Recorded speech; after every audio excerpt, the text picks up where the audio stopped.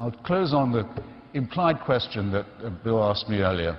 Why don't you accept this wonderful offer? Why wouldn't you like to meet Shakespeare, for example?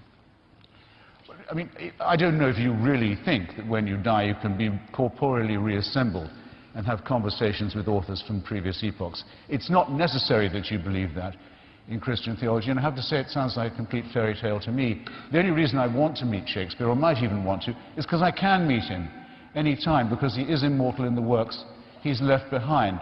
If you've read those, meeting the author would almost certainly be a disappointment. But when Socrates was sentenced to death for his philosophical investigations and for blasphemy, for challenging the gods of the city, and he accepted his death, he did say, well, if we are lucky, perhaps I'll be able to hold conversation with other great thinkers and philosophers and doubters too. In other words, that the discussion about what is good, what is beautiful, what is noble, what is pure and what is true could always go on. Why is that important? Why would I like to do that? Because that's the only conversation worth having. And whether it goes on or not after I die, I don't know. But I do know that it's the conversation I want to have while I'm still alive.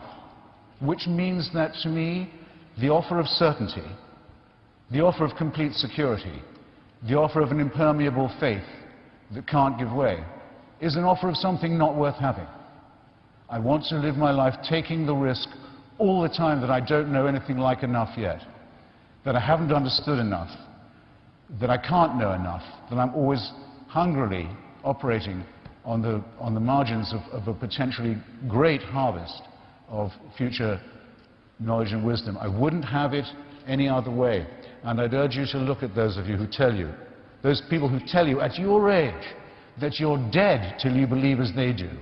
What a terrible thing to be telling to children. And that you can only live,